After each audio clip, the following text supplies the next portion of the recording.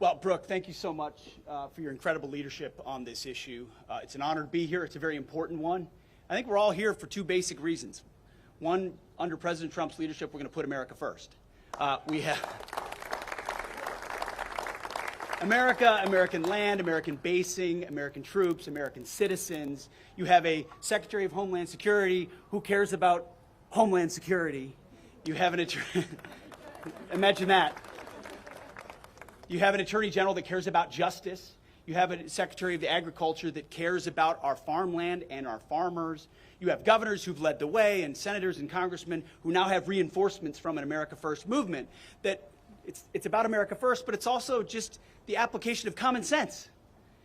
As someone who's charged with leading the Defense Department, I want to know who owns the land around our bases and strategic bases, and getting an understanding of why foreign entities, foreign companies, foreign individuals might be buying up land around those bases. That's something I should be paying attention to on behalf of the American people, on behalf of my department, and on behalf of the President. It's common sense. And so food security, just like energy resilience, just like where we get our water, that's all national security, especially in a contingency. So we would be asleep at the wheel if we were not fully a party to an effort like this to ensure that our nation had the food supply it needs. But specifically, our troops have what they need on our bases so that in those moments you can rely on us here in the United States to provide that security. So no longer can foreign adversaries assume we're not watching and we're not paying attention and we're not doing something about it because we are. So, Brooke, thank you very much. Appreciate it. Please help me welcome to the podium to speak of the agri-terrorism threats our incredible Attorney General Pam Bondi. Thank you all, and we know Texas is your home state, Secretary Rollins. Our hearts go out to all those in Texas and the families, as well as in North Carolina, who are also experiencing those horrible floods. We're so happy to be here today to protect our farmers, our ranchers, and our ag community. Under President Trump, we are proudly putting our farmers first again.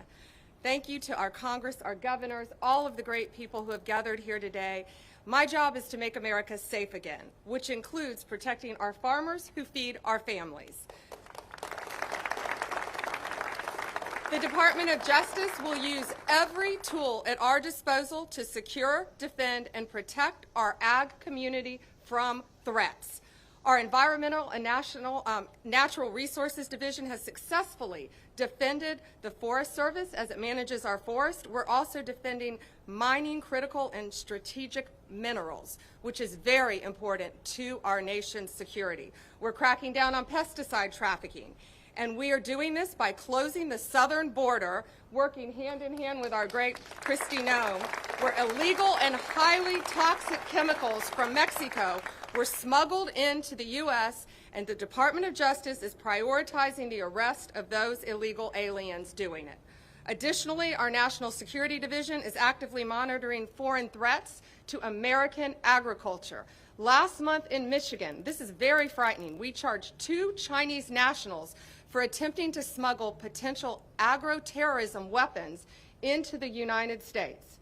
Both of them have ties to the CCP. Just days later, we arrested another Chinese citizen for sending packages of concealed biological materials into the United States.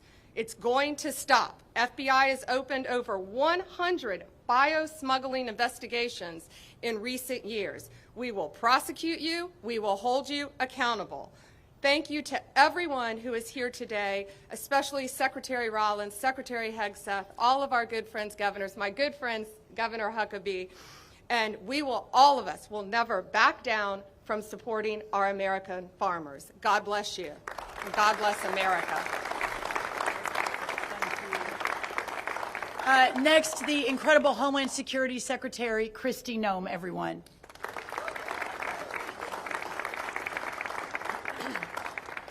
Well, good morning, and I am so blessed and pleased to be here with Brooke, who is a dear friend of mine, and our hearts and prayers still continue to go out with Texas, and I'll be back down there in a few days to spend more time with them and to help them continue to heal and with recovery efforts. The one thing I wanted to share with all of you today is that long before I had the honor of serving as President Trump's Homeland Security Secretary, I was a farmer. I was a rancher. In fact, I've worked on food policy for over 30 years. And I recognize that food policy is national security policy. A country who cannot feed itself, cannot take care of itself, and cannot provide for itself is not secure. And that we have to be able to feed ourselves to make sure that no other country ever controls us. And I've watched for decades as evil foreign governments, including China, have come into this country and they've stolen our intellectual property. They've manipulated their currency. They've treated us unfairly in trade deals. They've come in and purchased up our processing companies, stolen our genetics. In fact, I've worked in this building off and on commissions and projects and laws and different statutes to ensure that China did not completely take control of our entire food supply chain, recognizing that the United States of America would be in jeopardy if that ever were to happen. I've watched them come in and establish a presence in stealing our chemicals, in providing our fertilizer for us. And so 2 years ago, when I served as governor of South Dakota, we passed a law in our state that said China and 6 other foreign evil governments would never own our farmland. And I'm very proud to say that in South Dakota, China does not own any of our land, nor will they ever own any of our land. While I served in Congress, I worked hard to put in programs that would help manage risk for farmers. I tell people all the time, farmers are the biggest gamblers that I know. They go to a bank oftentimes and they have to borrow money to buy land. Then they go back to the bank and they need machinery to work that land, and so they borrow some more money to do that. Then they have to go back and get an operating note to purchase seed and fertilizer, chemical potentially. And they put it in the dirt and they hope that months later it'll rain, the sun will shine, and that there'll be something there that they can pick up, that they can sell, and then that the markets that are beyond their control, that there will be a price there that will help them cash flow so they can go back and do it all over again the next year. They do that so that they can feed this country, so that they can feed this world. In fact, growing up as a little girl and as a daughter of a farmer and a rancher, I always felt like God loved farmers more. I mean, if you look at the Bible, look at Scripture, and you look over and over again, he talks about sowing and reaping and cattle on 1,000 hills and your barns to overflowing. And so I feel like there's a special blessing on farmers. And the fact that we have a president and that we have a Secretary of Agriculture that recognizes the importance of food policy and what it means to this country's security is so wonderful. It's such a change from what the previous administration and how they prioritized our farmers and ranchers. So now as the Secretary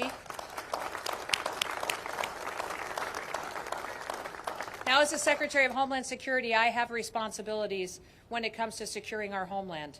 But many of those responsibilities have to do with securing our critical infrastructure. We have the responsibility for 10 of our 16 critical infrastructures, which means our electrical grid, our water supply chain, how we protect and run this country, and what we do to make sure the people here are safe, but not just the people, the products and goods that come in and out of this country. Our Customs and Border Protection units are the ones that all of our goods come into this country and leave this country on, and their investigations and how they inspect our ag products are critically important to make sure that we aren't facing any kind of threats from what kind of products may come into this country or what kind of terrorist acts might happen from goods that other countries may wish to send to us that would harm our food supply.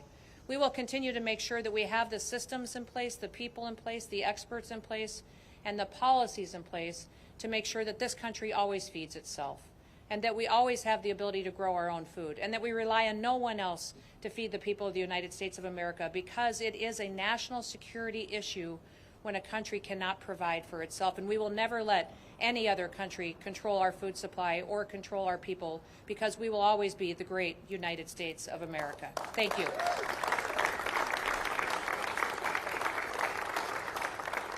Yeah, I was reminded when Kristi was Governor Noem and we were at America First Policy, Kristi, you and I did an event together on this very issue 3 years ago, and she, along with some of the other governors, really stepped up. So thank you, Secretary Noem.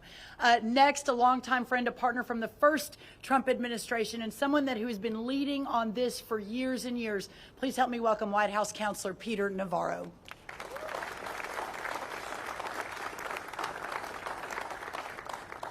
What a beautiful day to be out here, and it's difficult, I think, for a lot of Americans to wrap their head around what we're talking about today. We're such a good and kind nation that has done so much for the rest of the world over so many decades, including fighting 2 world wars on behalf of the rest of the world. But this is so serious an issue. The Art of War, a book, Sun Tzu, centuries old, says that the acme of warfare is to win without firing a shot. You fast forward to a book that was written by 2 high-ranking military officials in China called Unrestricted Warfare. And you understand that we are indeed in a new world where kinetic warfare is not the first choice of our rivals anymore.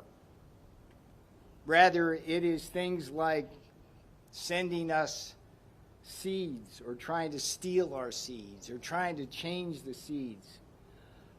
It is acquiring our supply chain in agriculture. It's setting up spy shops on land next to military bases. You remember when that balloon, it was just a weather station?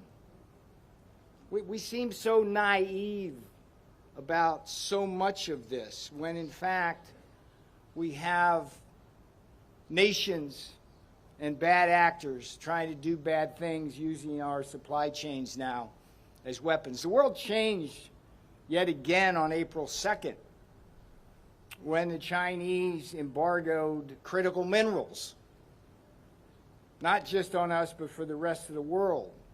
The Russians now embargo things like neon and helium and uranium as a tool. So we must be clear-eyed about the threats, and I just have to congratulate Secretary Rollins for taking leadership on an issue which has been troublesome for years.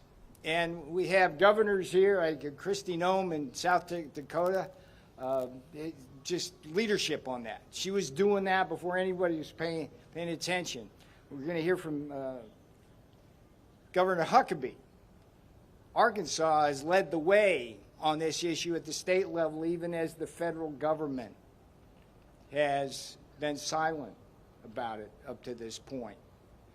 The last thing is big things like Smithfield Foods. I don't know if you know this, but this one really troubled me when it happened, but the Chinese bought Smithfield Foods and basically control about 1/8 of the world's pork supply now.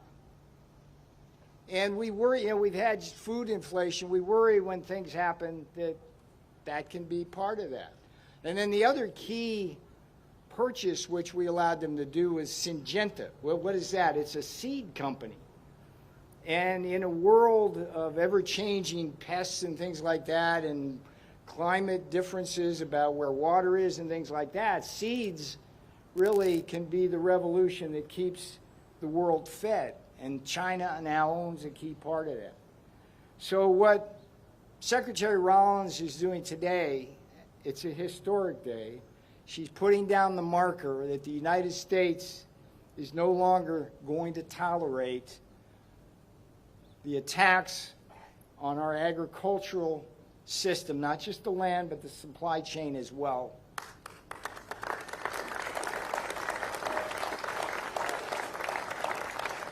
She deserves more than a hand. She deserves a helping hand here, and that's why the other aspects of our government are behind us as well. So I appreciate being here on this absolutely gorgeous day, and again, I commend the leadership of the people behind me. Thank you. Thank you, Peter. Again, no one more of a warrior than he on these issues and many others, so thank you.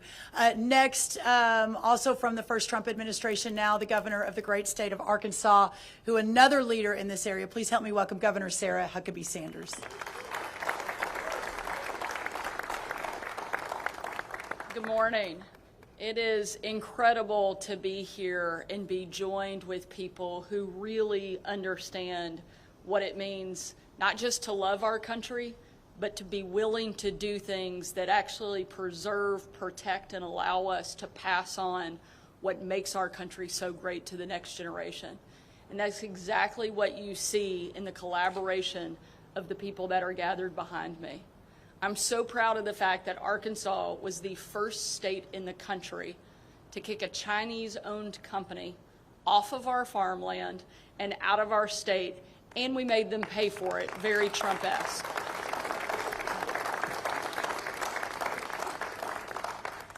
And in the last couple of months, we've passed new legislation just this year allowing us to prohibit them from now not only owning farmland in our state, but from building or buying land around our military bases and critical infrastructure. It is something that has to happen and something that states have been leading the way on. But unfortunately, our states can't do it alone. That's why events like today matter so much. That's why leadership from people like Secretary Rollins matter so much. The fact that we now have a president who understands who our real enemies are and is willing to take them on is making a huge difference, not just in our country, but around the world. You know, we've talked a lot about today a country's ability to feed itself, but that's not the only place, and that's not the only role agriculture plays. A country has to be able to feed itself, fuel itself, and fight for itself to truly be free. And that's why what this group represents is every component of that. And we now have a president who understands it and is willing to do everything within his power to make sure the United States continues to be the greatest country on the face of the planet. And that doesn't happen by accident. That happens because we have great leadership. And I'm proud of the role that Arkansas has been able to play, but I'm more excited about the leadership that we now have in Washington that is going to take this to all 50 states and frankly all across the world. Having this group, there are no people I have greater confidence in. Secretary Hegseth leading the greatest military on the face of the planet, and nobody better suited to do so. He's tough, and I'm pretty sure he could take every member of the cabinet in an arm wrestling competition, but he's not the only tough one up here. There's no chance that China has going up against my friends Pam Bondi, Kristi Noem, and Brooke Rollins. They are not only the toughest women in Washington, they're some of the toughest people in all of America. And this group of people, under the leadership of President Trump, is not only going to protect our great country, but they're going to make sure that we have the ability to pass it on to the next generation behind us. I'm so grateful for their leadership, so thankful I get to be part of an effort that is going to make sure that the freedom of our country is protected and preserved for every single American to enjoy. Thank you for letting us be here, and thank you, Brooke, for putting this amazing event and this great plan together to help our country. Thank you so much.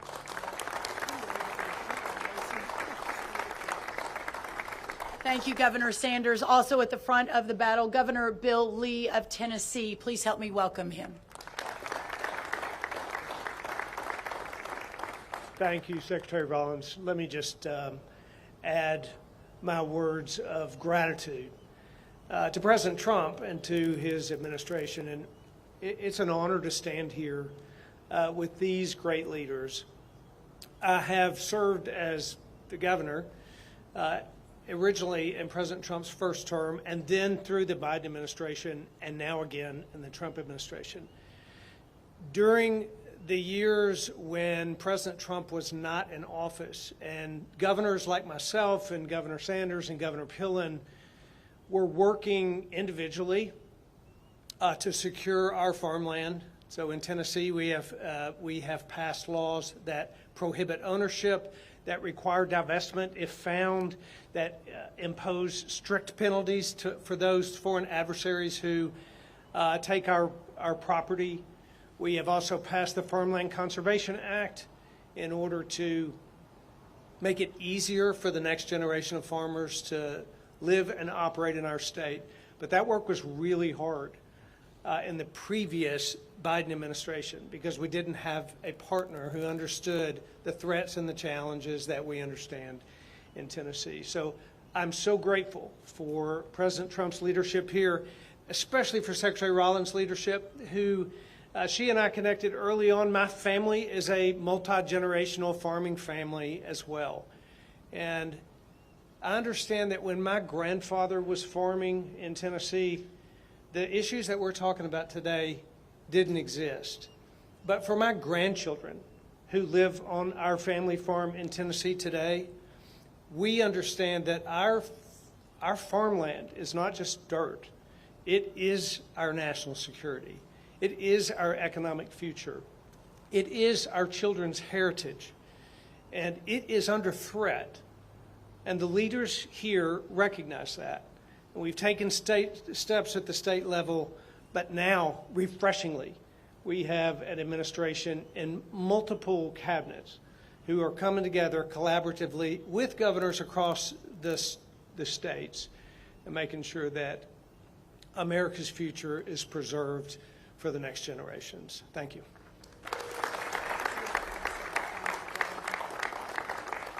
Our first conversation, Governor Lee and mine, was not about how to save America. It was about our mutual love of Hereford cattle. So we are forever bonded. Listen, y'all, next, another great governor, great leader on this issue. Please help me welcome Governor Pillen of Nebraska.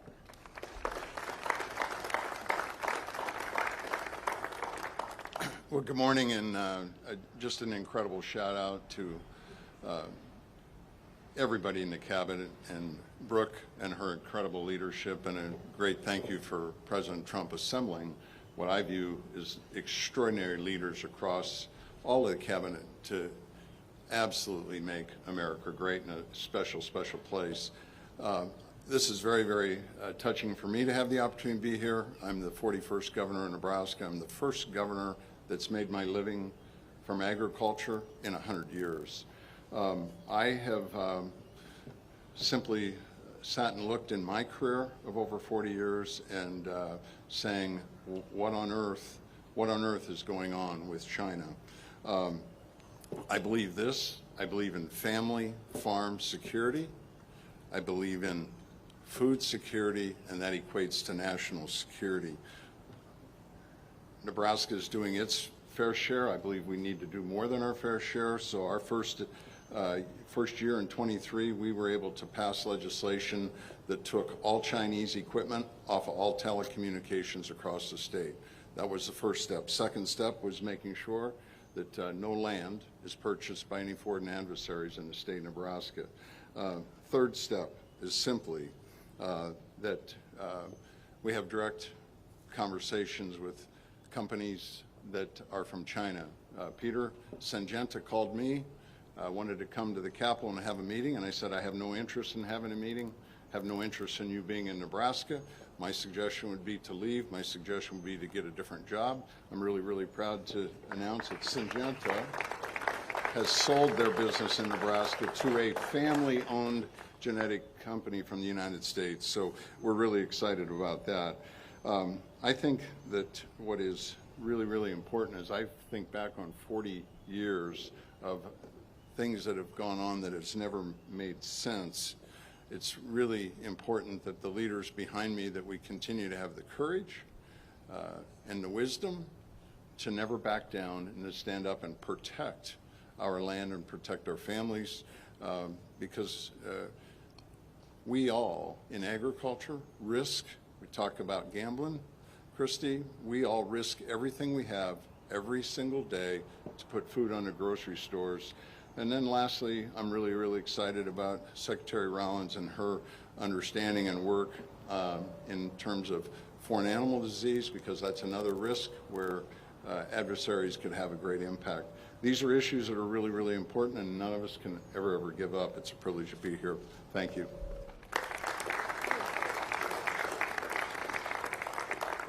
Now, Senator Tommy Tuberville from the great state of Alabama. Damn, she didn't call me coach. I always look for a day like this when I was coaching. I'd work the hell out of them, then we'd line up down there in the parking lot and just run for about an hour, you know. Just think about it right now, though. Our farmers every day go out in this every morning to scratch the ground to try to make a living and try to feed all of us in this country. and they're very important. I'm on the Ag Committee, Armed Services Committee. I've seen it all. I'm not a politician. I've been on the front row and been able to watch the devastation of our farming community in the last 4 years under the Democrat, Socialist, Communist Biden party. It was devastating. Input cost high, $5 diesel. Instead of a $700,000 cotton picker, they're $1.5 million. They wanted to put our farmers under. We lost 150,000 farms and 25,000 farmers in the last few years. Folks, we are in trouble in ag, really trouble. And we just tried to help them with reference prices in the big, beautiful bill we just passed, but they're going to need a lot of help. They are scratching and clawing just to make a living. Thanks for Brooke putting this on. China is a threat. They're not a threat. They are dominating us in almost everything that they do because we've set back and the politicians have been counting their money instead of doing what's right and helping this country stay in the front. We've got to be number one. We can't be number two. We've got to fight back. They are coming into our country and buying our farmland. In my state of Alabama alone, they own 2.2 million acres of farmland. That's right, in Alabama. Foreign adversaries. It's embarrassing of what we've done. Now, don't blame the farmers. The farmers have to make a living, and if they can't make a living, they have to sell their farmland. The Biden administration forced our farmers to sell their farmland by all the things they did to them. It's a disgrace. Brooke is going to bring that back. President Trump's going to bring that back. The one thing I'm trying to do is I'm trying to pass the Farm Act, Foreign Adversaries Act. What is that? We have a group in this country called CFIUS. CFIUS is a group of cabinet members that determine who buys what if it's a foreign sale. I mean, they all get together and they look at it, whether it's a steel company, whether it's farmland, whether it's some kind of business. That's what CFIUS does.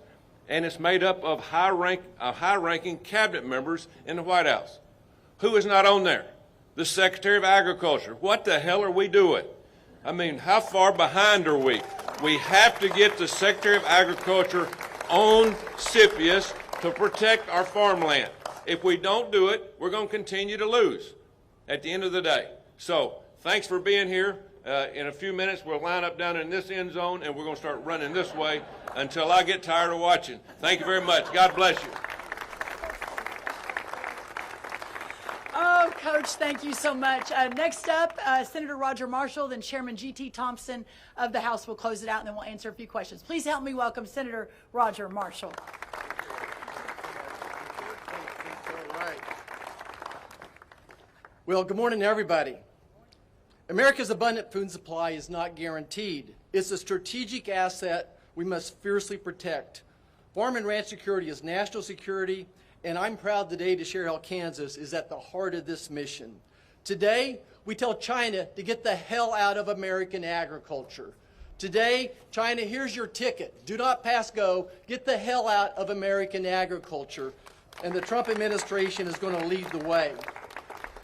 Now, I want to start by just thanking Secretary Rollins, and maybe we can help you get some Angus cattle someday for your farm.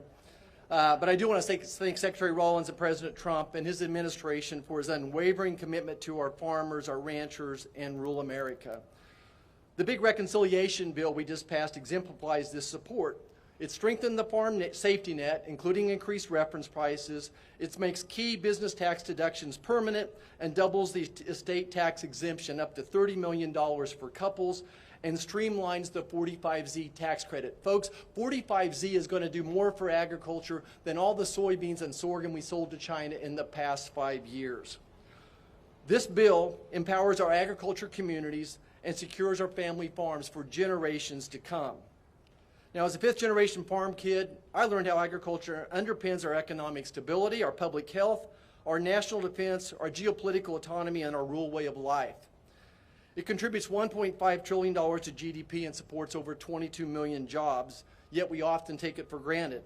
Our farmers, our ranches, our food supply chains face grave threats, specifically bioterrorism, procurement disruptions, and foreign ownerships. A virus like COVID, which was made in a lab, could target our beef and dairy cattle industry next, or a fungus could devastate our wheat and our corn. Whether it's from nature or made in a laboratory by a foreign adversary, these risks demand vigilance. Let me share how Kansas is leading the fight. We're proud to host the Animal Health Corridor that stretches from Columbia, Missouri to Manhattan, Kansas, the Little Apple, to Lincoln, Nebraska, where cutting-edge research thrives. And why in the world we let scientists from foreign adversaries in those experiments and in those laboratories, I'll never know. And why we're doing research with American dollars in those foreign countries of threats, I'll never know either. I want to thank President Trump. In his first term, he welcomed USDA's Economic Research Service, the National Institute of Food and Agriculture, to Kansas City, which complements the National Bioagro Defense Facility in Manhattan. This synergy makes Kansas a global hub for agriculture innovation. Our strength lies in our collaboration.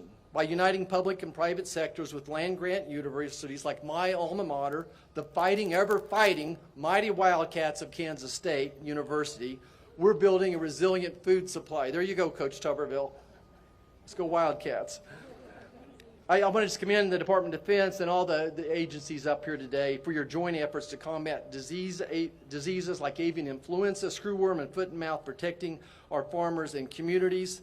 And finally this, let me just concur with Coach Tuberville that I'm going to champion for the Secretary of Agriculture to be part of CFIUS.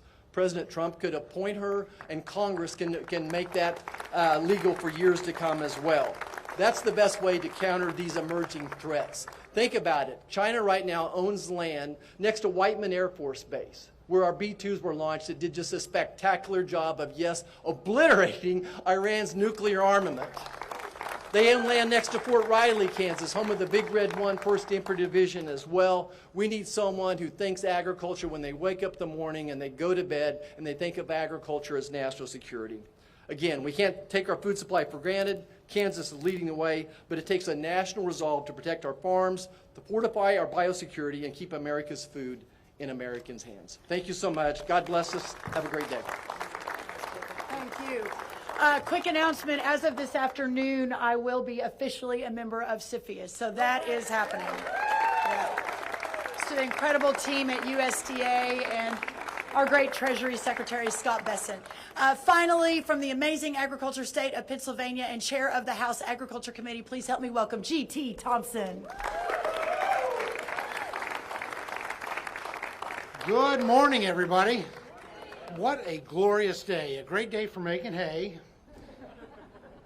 And a great day for making history. For making history in terms of making sure that we are taking these next steps to secure both farm security and food security, which quite frankly is national security. As chairman of the House Agriculture Committee, I'm so appreciative to President Trump, to Secretaries Rollins, Hegseth, and Noem, as well as Attorney General Bondi for their recognition that food security is national security. In the Agriculture Committee's preparation for the Farm Food and National Security Act, we identified threats to food security impacting America's #1 and most essential industry, which is agriculture. Our farmers are on the front lines of food security, and that is essential to our national security. America's farm families are facing serious challenges, from foreign threats to our farmland and the theft of our intellectual property, to high energy costs driven by out-of-control inflation from the previous administration, market instability, poor SNAP integrity, crushing taxes, extreme weather, and an often unreliable workforce. All of these make life harder for America's farm, ranch, and forestry families, and jeopardizes our country's food security. I want to thank President Trump for using every tool at his disposal to make America's food supply safer. The One Big Beautiful Bill included a historic investment in our agriculture value chain, including provisions from the Bipartisan Farm Food and National Security Act. The One Big Beautiful Bill includes investments to strengthen our livestock biosecurity from foreign animal disease, as well as delivers major tax relief, shields the next generation of farmers from the death tax, supports affordable energy policies that keep family farms running and food prices low. It includes historic integrity measures for the SNAP program and so much more. But there's still a lot of work left to be done. On behalf of the House Agriculture Committee, I look forward to partnering with Secretary Rollins and others across the administration on this important initiative. farm and food security is national security. Thank you to President Trump and this dynamic cabinet team for your commitment and your leadership.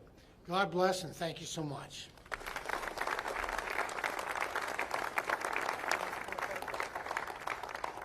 Okay, everyone, we're going to open it up for some questions. I would note that while we were standing here and all of you were sitting there, it's too bad Secretary Bobby Kennedy's not here because we're all getting a lot of vitamin D today. So we'll let him know. He'd be very proud. All right, we'll take some questions from the press. Thank you, Secretary Rollins. Mary Margaret with the Daily Wire. 2 questions, if that's okay. First of all, I'm seeing on this map that there's a lot of Chinese-owned farmland in California. Are you looking into the severity of that and what those consequences are? And then number 2, the president has expressed concerns about how mass deportations would affect the farm industry. Do you have concerns on this front? And are you hearing about some of these top conservatives saying that there's a push for amnesty for this workforce? Well, thank you for those questions. The first thing I'll say on California, and I'd love for anyone else to join me if they have thoughts on that, is this, that a lot of people said, well, look at the red states are the ones leading the way. The red states are the ones that are banning the Chinese-owned farmland, and this is true. But I have to believe that even the Democrat governors and even the blue states realize what a massive threat this is to national security and how important it is. So we plan to work with everyone, no matter which party, no matter which side of the aisle they're from, to ensure that the people of this country and our agriculture farmland is protected. The second question, I appreciate you bringing that up. There's been a lot of noise in the last few days and a lot of questions about where the president stands in his vision for farm labor. The first thing I'll say is the president has been unequivocal that there will be no amnesty, and I think that's very, very important. I and the rest of our cabinet certainly support that, effectuate that, and make sure that happens every single day. The second thing, to your question about mass deportations, the president and I have spoken about that once or twice, and he has always been of the mindset that at the end of the day, the promise to America to ensure that we have a 100% American workforce stands, but we must be strategic in how we are implementing the mass deportation so as not to compromise our food supply.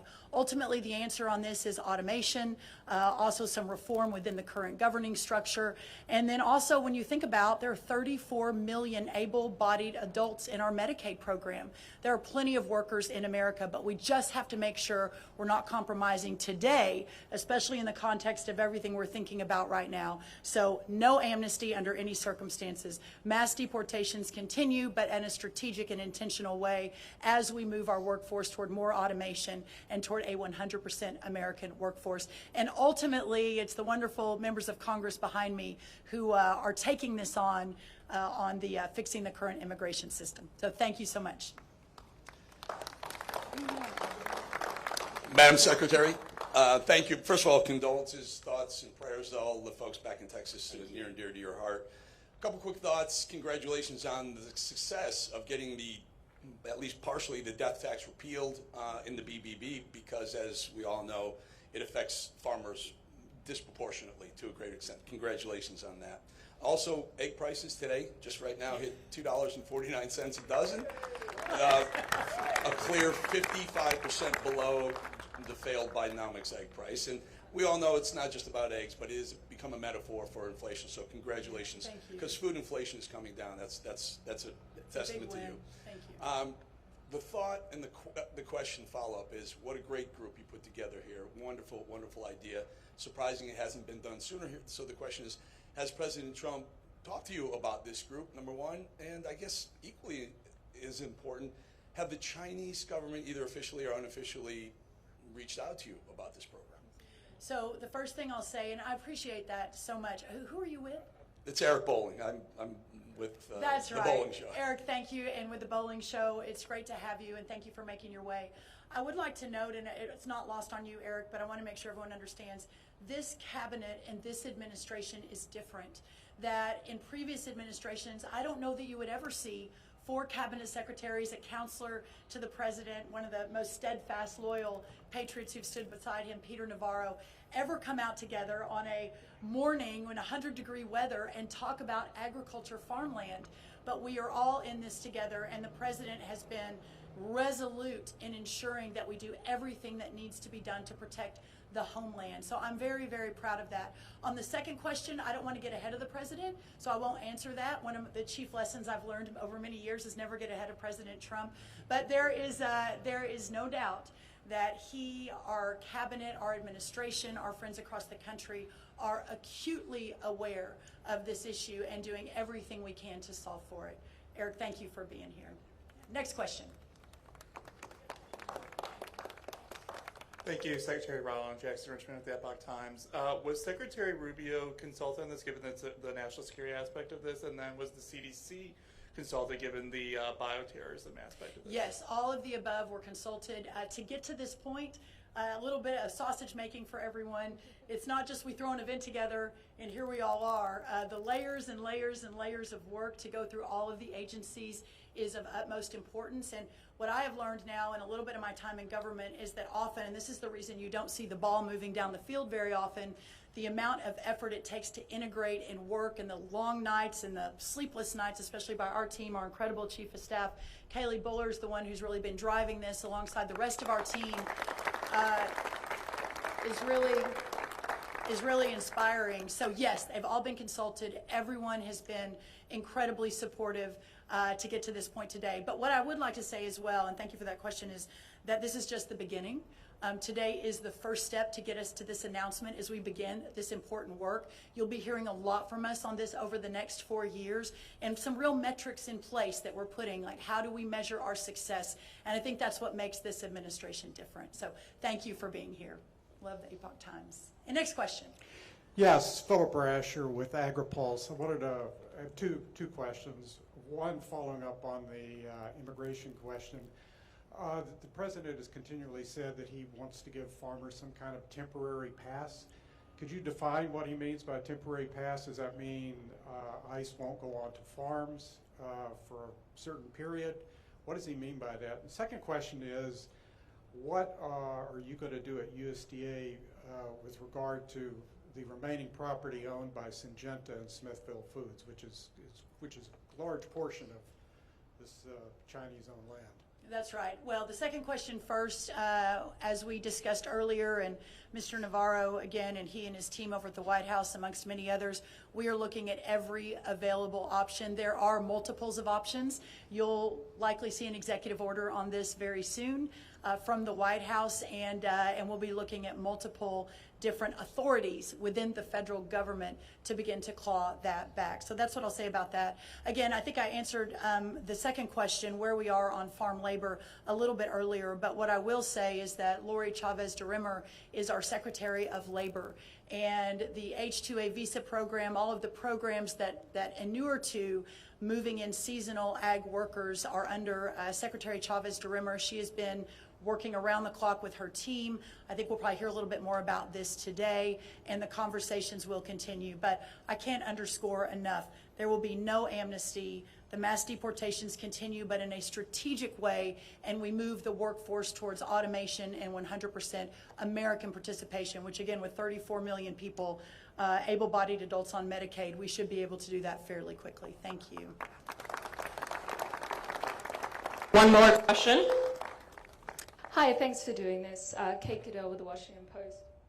I'm wondering if you can perhaps spell out some of the specific threats that we're seeing with Chinese farmland at the moment. I also wanted to ask about the legislative efforts and what form the executive action might take, and whether you have a timeline. Well, first on American farmland, and I'd love for Peter to add to this, and if anyone else would like to as well. When you look at the chart, which is behind our, by the way, our new Deputy Secretary Stephen Vaden started yesterday from the great state of Tennessee, Governor Lee. You can see on this chart the hundreds of thousands, and by the way, this is just China-owned. This is not other countries of concern owned, such as North Korea, Russia, Iran, and others. You can see that a lot of those, the red blocks, are actual military bases. And ultimately, when we're talking about national security, that is, I think, the #1 concern, certainly of this administration, is what's happening there.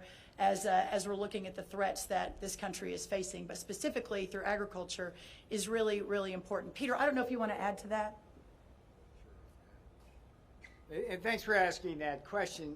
If you look at the gradations of threat, that's the most obvious. I mean, how did we let that happen?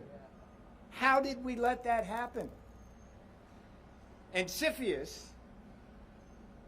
Greek word, I think, for like doing nothing, right? But not during the Trump administration. And I can tell you, if nothing else happened today, having Brooke Rollins on that board, give her a hand. That's a big deal.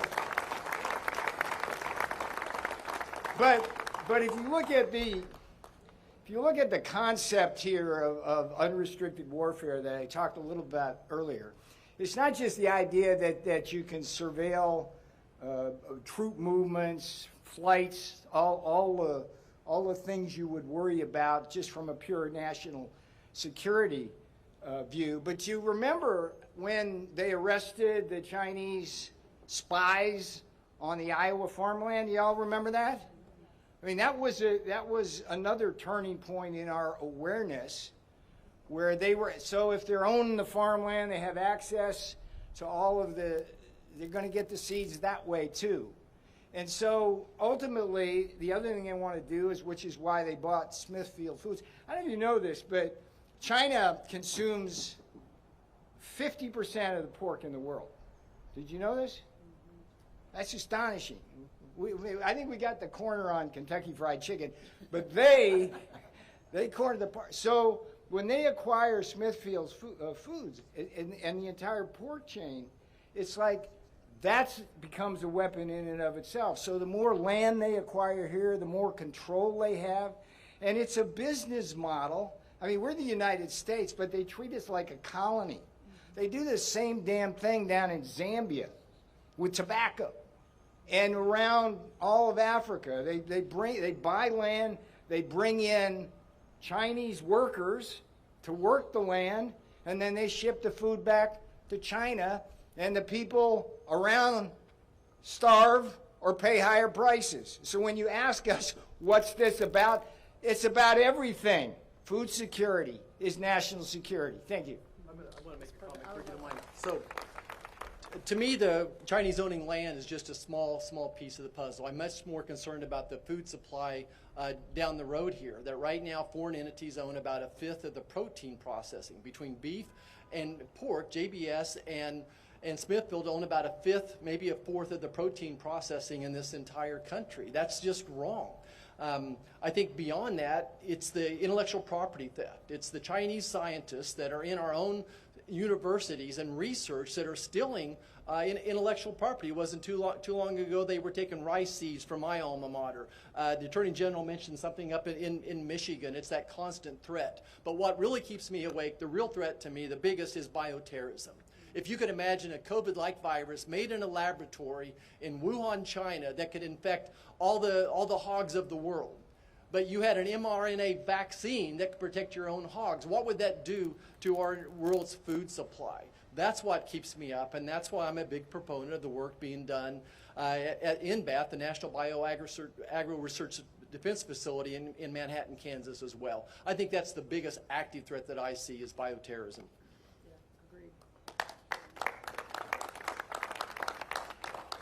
I think Senator Marshall really put a nice overview on the different threats. Really, you know, American agriculture, I think, is defined as science, technology, and innovation. And all those are amazing. It defines agriculture today, but it also leads the way for agriculture over the horizon for the future. But it can be very vulnerable if we don't protect that. And in the past, we haven't provided protections for that. The science, the technology, the innovation that comes out of this great country, out of this essential industry. And I think the fact that today we're declaring that food security is national security, farm security is a part of that. I think this is a great milestone of making sure that we're protecting all of that for the future. America needs, we always want America to be in the lead no matter what we're talking about. But certainly when it comes to the thing that is probably most essential, and that is food and fiber energy materials, building resources, all the things that come off that rural agriculture acreage. We have a duty and responsibility to make sure that those things are secure. So, Secretary, thank you for your leadership and vision on this. Much appreciated. Timing is coming very soon. We'll continue to announce further steps to answer your final question. Listen, everyone, thank you so much for being here. It's really, really an honor to have you all here at the People's Department. Abraham Lincoln founded this department in 1862 to ensure that the American farmers and ranchers and rural prosperity, rural way of life was represented here in Washington. So thank you, and everyone can gather over on the right for Coach Tuberville's next workout. All right, thank you guys so much. Thank you.